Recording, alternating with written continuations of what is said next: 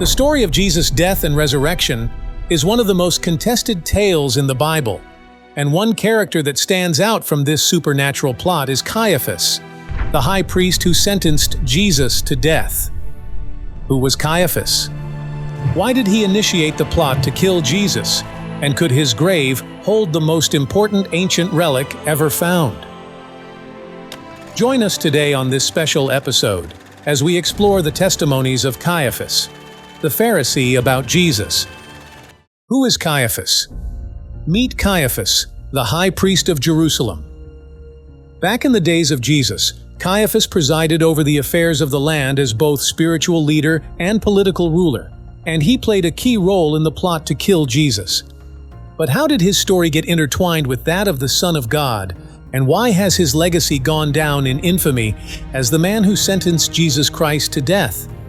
Although very little is documented about his life, historians believe he must have a good relationship with the Roman authority, given that he reigned as chief priest from 18 to 36 AD, a relatively long period compared to others who came before him.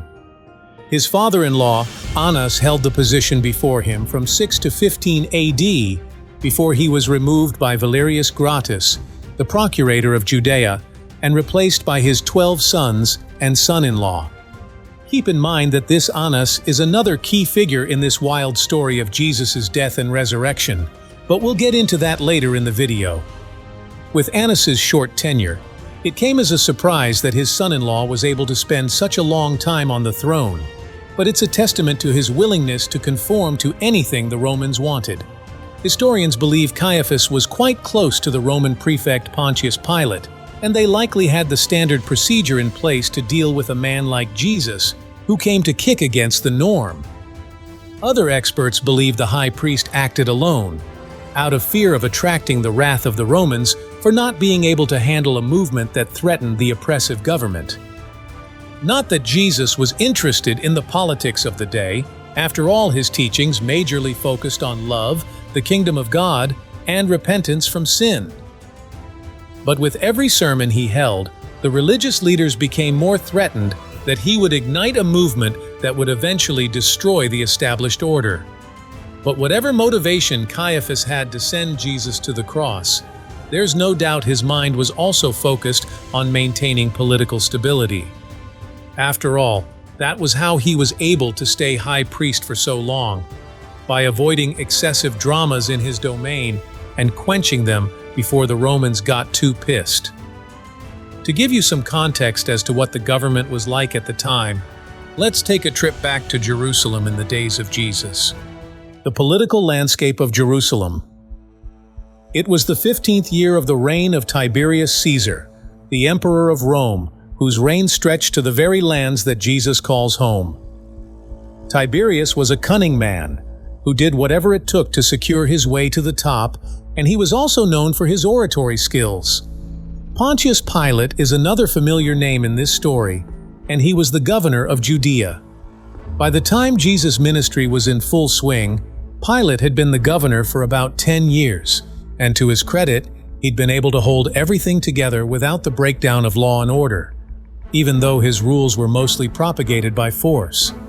Pilate was a very violent man, murderous and tyrannical. The Jews feared him, but mostly they hated him, and looked forward to the day when their prophesied king would save them from his tyranny. Then there were the high priests Annas and Caiaphas, who were basically proxy rulers through which the Romans enforced their desires on the people of Israel. The land was also ruled by 4 major political parties: the Pharisees, the Sadducees, the Essenes, and the Zealots. The Pharisees were a sect of Judaism, who were more a society of scholars than a political group. They were mostly charged with maintaining the sanctity of the written and oral law. As for the Sadducees, they believed the Torah was the only source of revelation. This group held great power owing to the fact that they were the high priesthood, original descendants of Levi, who was the original spiritual leader of the Jews. While the Pharisees focused on how the Israelites followed the law, the Sadducees were more like the stewards of the law as stewards of the temple. Of the 4 sects, the Pharisees and Sadducees were the most documented. The high priest Caiaphas was a Pharisee. However, history records that he actually sympathized with the Sadducees, as did his father-in-law Annas. While trying to maintain a semblance of peace in the land, rumors began to swirl about the emergence of a man who claimed to be the Son of God. This was the highest form of blasphemy anyone could speak at the time, and although many people have claimed to be the Messiah, there was something different about this Jesus that couldn't just be ignored. The miracle worker. When most believers think of Jesus today, they see him as this Son of God, miracle worker, and overall good guy. But that was not the absolute reality when he was alive.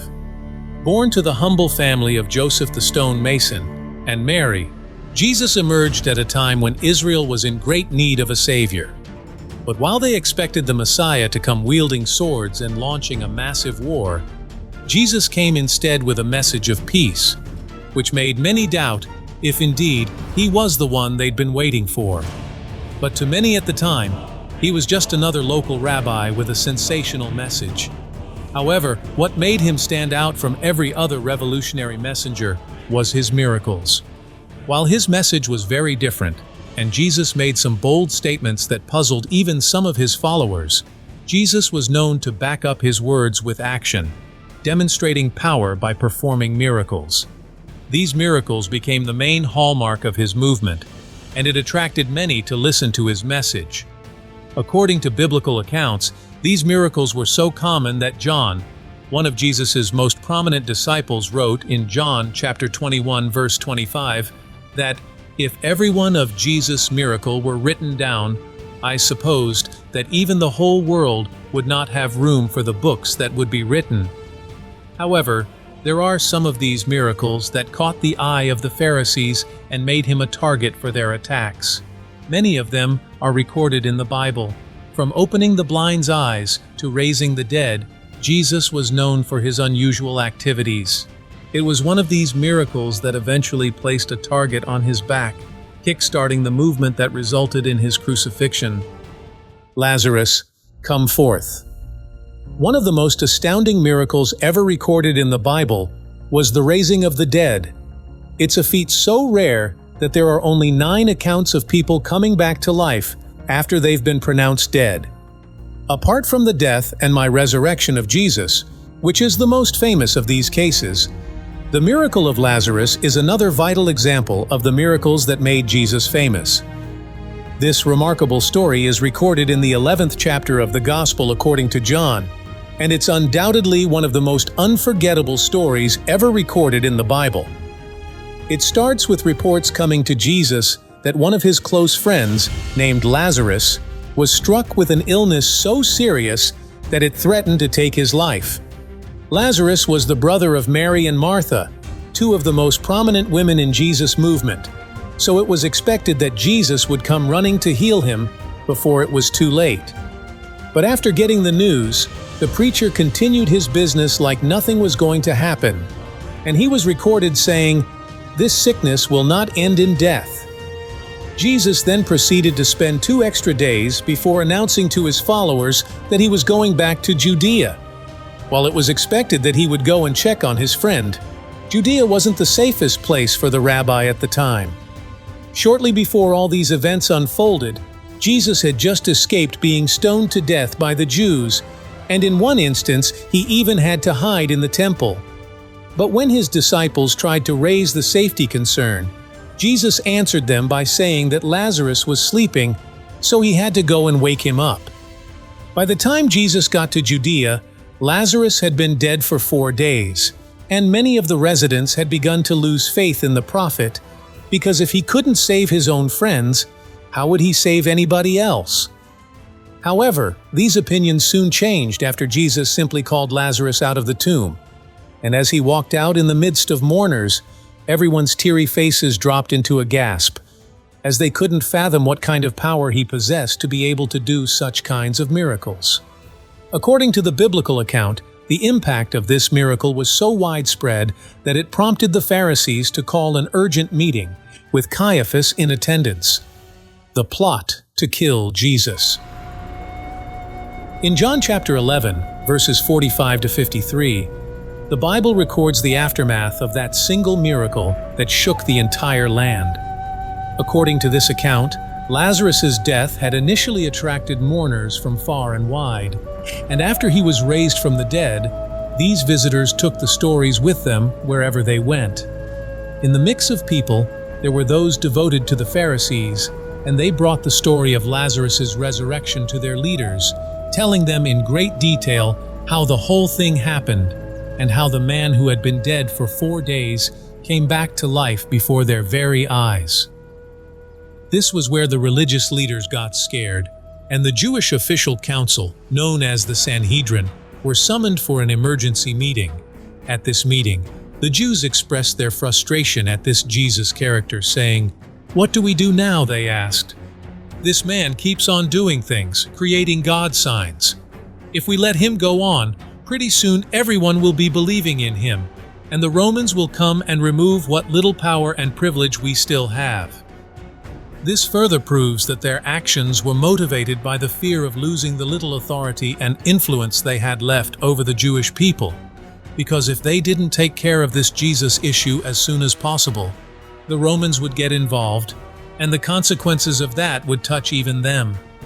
Then Caiaphas, the subject of our story, spoke up, and in that moment, he made what turned out to be a prophecy about Jesus. Of course, he was not a prophet by any stretch, but when he said, "Don't you know anything? Can't you see that it's to our advantage that one man dies for the people, rather than the whole nation be destroyed?" The Bible admitted he spoke of things that were destined to happen.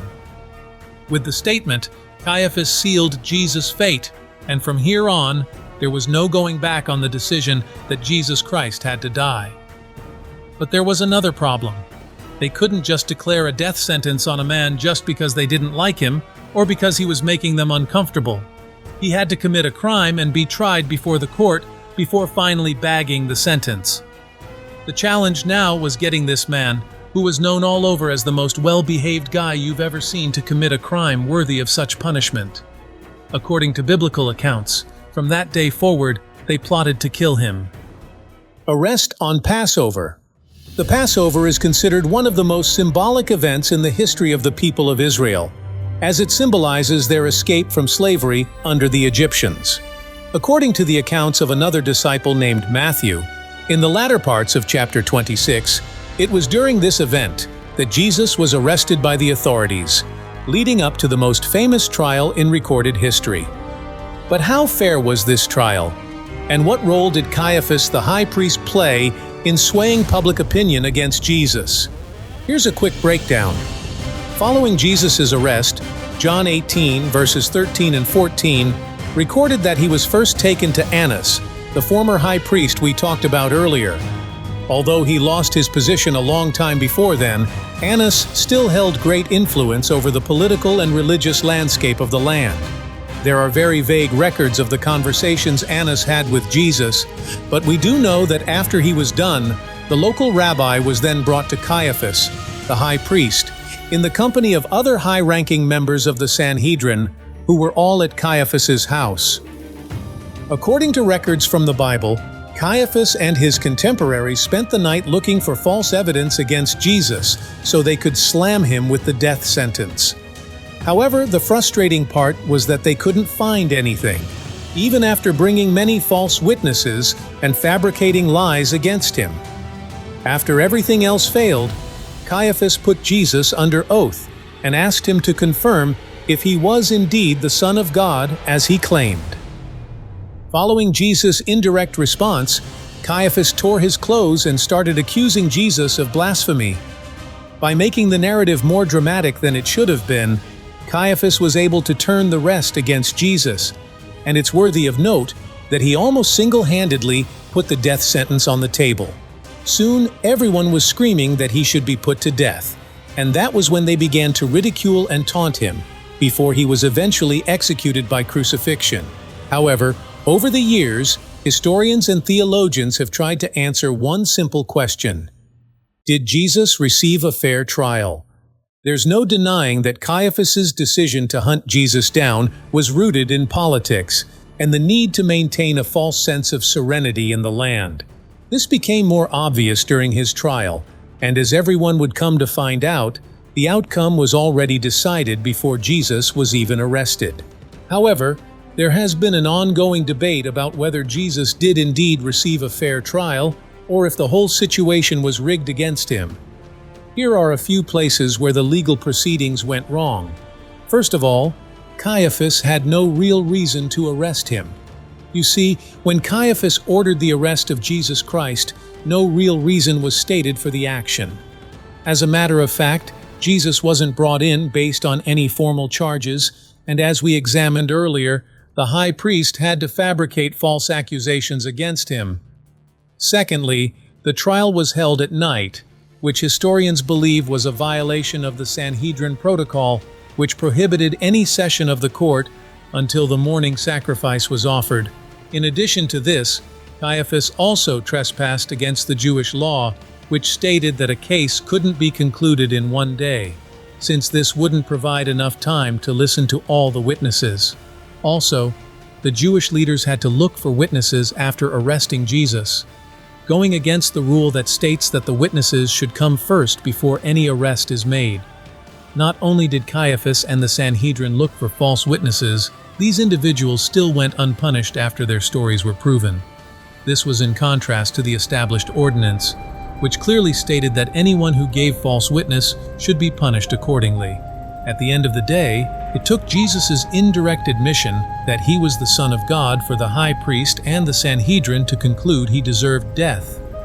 But then again, they had to present the case to Pontius Pilate and seek his approval before moving forward with the plan. The Pontius Pilate trial. Pontius Pilate is one mysterious figure from the Bible. Although he's portrayed as a very powerful man, his only appearance in the New Testament was in a single story. But it's a story so big that it cemented his legacy as an unforgettable figure in the whole plot. According to biblical accounts, the morning after Jesus' arrest and condemnation from the Pharisees and the Sadducees, they brought him straight to the courtyard of Pontius Pilate, as they needed his mark of approval before they could execute the charismatic teacher. Although the Jewish leaders were granted autonomy in ruling their people, they didn't hold the power to sentence anyone to death, which was how Pilate got roped into the whole case. They presented Jesus to Pilate, piling up a mountain load of false accusations against him. However, according to the accounts of John chapter 18 verse 38, Caiaphas and the other leaders didn't exactly get the reception they anticipated. After listening to all their accusations, Pilate responded by saying he found no fault in him. But the pressure from the Jews was so immense that he knew he had to satisfy them, so he made them an offer. Pilate told the crowd he would only criminalize Jesus in exchange for releasing an actual notorious criminal named Barabbas, and to his surprise, the crowd agreed. With Jesus declared guilty and sentenced to death, the soldiers descended on him with such a heavy hand, before finally ending it all on the cross, according to biblical accounts. As Jesus was being nailed to the cross, Caiaphas and the rest of the Sanhedrin finally got what they wanted. But as we've come to find out, that's not where the next story ends. So how did the high priest react to the crazy twist that followed? Let's dive into the biblical context of the resurrection, the expected twist. 3 days after Jesus the Nazarene was sentenced to death and crucified before the whole world, news began to spread that he was alive like he prophesied. It was the guards tasked with protecting his body that brought the news to the chief priests, who then presented the case before the elders. Without a doubt, Caiaphas was present at this urgent meeting that had to be called so they could nip this news in the bud. But the problem was, even though the chief priest didn't want to accept it, there was no body to prove that the crucified teacher was still lying in the tomb. So in a bid to counter the news, Matthew claimed in his epistle that the chief priest paid the guards a huge amount of money so they could spread the rumor that it was the disciples who stole Jesus' body. Not surprisingly, a lot of people believed the story. But as for the vast majority, the other story of Jesus dying and coming back to life seemed more acceptable. and this laid the foundation for one of the world's most powerful religions. In a shocking twist, Christianity would eventually become the official religion of the same Roman Empire Caiaphas was trying to please, around 380 BC. But if you thought Caiaphas's persecution of Jesus ended after his death and resurrection, you'd be very wrong. As Christianity began to emerge at the time, the high priest continued his oppressive activities against followers of the rabbi, most notably Peter and John. Caiaphas and the disciples of Jesus. With Jesus resurrected, his followers began spreading his message to the rest of the community, and just like their teacher, they also followed their teachings up with miracles. This soon put them on the radar of Annas, Caiaphas, and the rest of the Jewish council, opening them up to the same kind of oppression Jesus suffered. On one of these occasions, disciples Peter and John went up to the temple in Jerusalem to pray. On their way in, they found a physically challenged man who begged for alms at the gates of the temple, and out of pity, the Bible claims Peter and John healed the man, causing massive chaos in the temple. Just when Caiaphas and the Sanhedrin thought they'd gotten rid of the Jesus problem once and for all, his followers came around doing the same exact thing they hated him for. According to the account of Acts chapters 3 and 4, a crowd soon gathered around Peter and John, just like they did with Jesus, and the disciples began teaching them the very things they learned from their rabbi. The little teaching session soon caught the attention of the temple guards and religious leaders, who weren't all too pleased that someone other than them was teaching the people the supposed Word of God.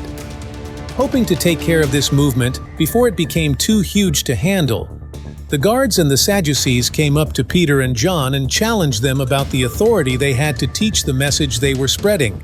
This temple shenanigan would eventually land Peter and John in jail until the next day, when the council of rulers, elders, and the teachers of the law met up in Jerusalem to discuss this budding movement being championed by the disciples of the rabbi they killed. The Bible records that Annas was there in that council meeting, alongside Caiaphas the high priest and other members of the high priest's family.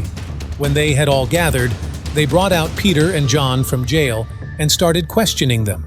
They asked them who gave them the authority to teach in the temple, when they weren't born into the Levites' family, nor did they hold any position of authority. When the disciples answered, their response was so strong that the Sanhedrin had to take them out for a while to discuss how they would counter this growing problem. But no matter how hard Caiaphas and the rest of the court tried, both the message and the messengers couldn't be stopped, and the high priest's name has gone down in infamy as one of the villains emerging from Bible stories. The Caiaphas ossuary. The story of the high priest Caiaphas has remained intertwined with that of Jesus, even in our modern era. So imagine the excitement when scientists stumbled on what could be the actual remains of Caiaphas himself.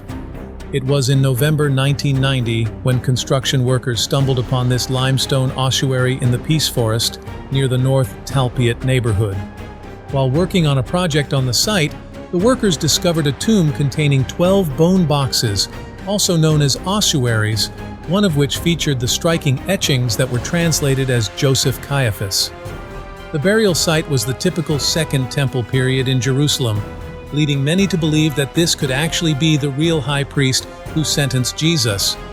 Apart from the supposed very dry bones of Caiaphas, other ossuaries found there contained the bones of 2 infants, 2 teenage boys, an adult woman, and a man who was determined to be around 60 years old. According to historians, if the remains are confirmed to be the real Caiaphas, it could become one of the most important archaeological finds in the history of Christianity. The content of the ossuary also gives us a glimpse into the burial practices in the times of Jesus and how remains are preserved for the future. Since it has been found, though, the true nature of the ossuary has been contested by seasoned historians on various grounds. For one, there was no mention of Caiaphas's title as high priest in the inscriptions. Considering how important his role was, it's highly unlikely that such a crucial and prestigious piece would be left out of his ossuary. Then, of course, there's the fact that the tomb was so plain and not as dramatic as you would expect the tomb of a high priest to be. While there may be an explanation for this, it's quite odd that such an important figure would be buried with any elaborate design or beautification. However, the most intriguing part of this discovery are the 2 nails which were found with the bones. These nails have led to many theories, including those that claim the nails were the exact ones used in the crucifixion of Jesus Christ. Did Caiaphas regret executing Jesus? According to a new study, scientists may have just discovered one of the most remarkable findings in recent times. In a 2011 documentary film titled Nail of the Cross, filmmaker Simcha Jacobovici claimed he had found the nails that were used to crucify Jesus. At first, his claim was dismissed by many in the scientific community. But after careful examination, it was determined that those were the same nails recovered from Caiaphas's tomb. Researchers also determined that the nails were definitely used to crucify someone, although it's hard to determine if that person was indeed Jesus Christ. If they were real, though, why then would they be found with the supposed bones of Caiaphas? Could it be possible that Caiaphas broke silence about Jesus just before his passing and revealed some terrifying knowledge? Quite unlikely. Why would the high priest keep these nails and hold on to them even to death? Some wild theorists believe it was because he was filled with remorse after masterminding the rabbi's death. But to many people, it seems like a wild stretch that someone like Caiaphas, who continued to persecute the early Christians until his death, would become repentant suddenly and treasure the very person he despised enough to kill. In addition, there is no confirmed historical record that Caiaphas became sober about how he handled the whole Jesus saga, or that he converted to Christianity as many have claimed. While this doesn't negate the fact that this could have been the case, it also seems quite implausible. And since there is no concrete backing for the theory, it has gradually faded into obscurity. As for the nails, whether their authenticity will ever be confirmed remains a mystery, but as researchers continue to pore over every clue that could link us to the truth, it's only a matter of time before the enigma is solved.